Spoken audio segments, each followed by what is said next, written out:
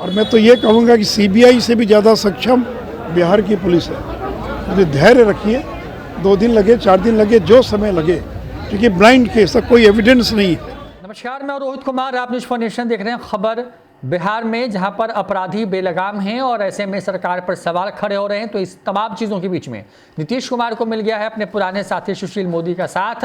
राज्यसभा सांसद सुशील मोदी ने पटना सिटी में बयान देकर कहा है कि कुछ मामले सामने जरूर आए हैं, लेकिन उन मामलों में पुलिस पर उन्हें भरोसा है कि बहुत जल्द खुलासा हो जाएगा।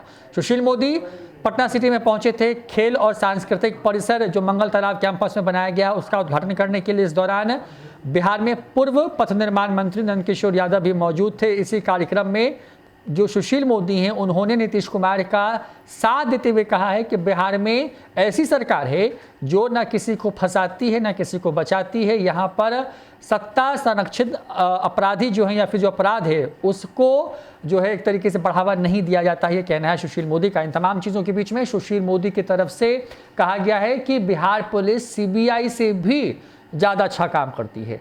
सीबीआई के बारे में उन्होंने कहते हुए कहा कि कई ऐसे मामले हैं जिसमें अभी तक ब्लाइंड केस होने के बावजूद भी सीबीआई के हाथ खाली है, लेकिन उन्हें मालूम है कि रुपेश हत्याकांड जो कि पूरी तरीके से ब्लाइंड केस है, उस मामले में वक्त जरूर लग रहा है, लेकिन बेहद जल्द खुलासा हो सकता है। क्या कहा है सुशील मोदी ने, पहले ये सुनिए। बिहार में लगातार जो क्राइम का ग्राफ बढ़ा है, 110 घंटा से ज्यादा समय लगा है। देखिए, ब्लाइंड केस है, समय लग सकता। मैं भी गया था उनके परिवार के लोगों से मिलने के लिए, लेकिन भरोसा रखिए बिहार की पुलिस इतनी सक्षम है, और मैं तो ये कहूँगा कि सीबीआई से भी ज़्यादा सक्षम बिहार की पुलिस है।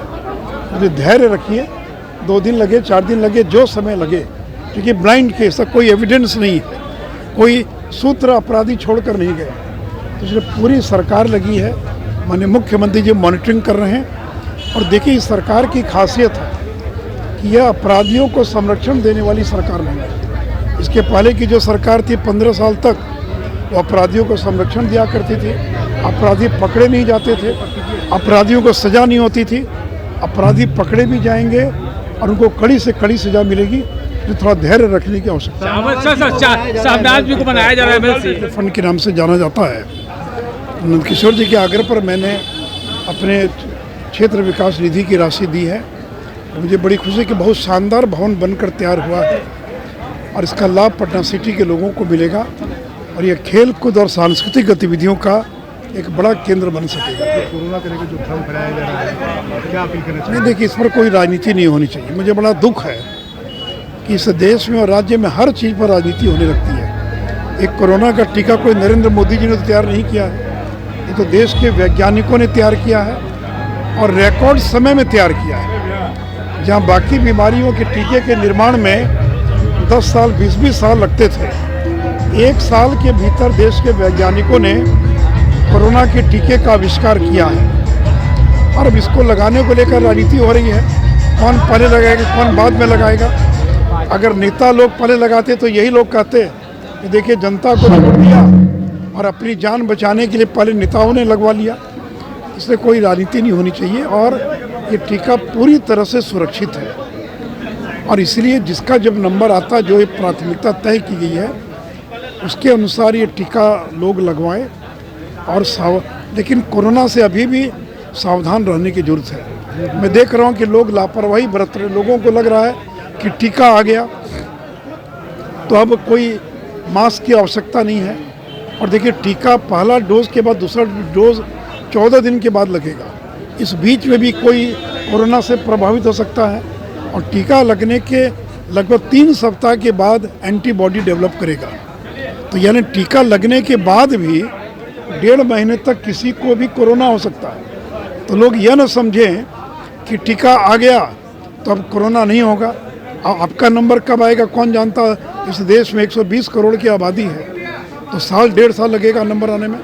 इसलिए जो सावधानी है, इसलिए इसमें कोई ढिलाई नहीं होनी चाहिए।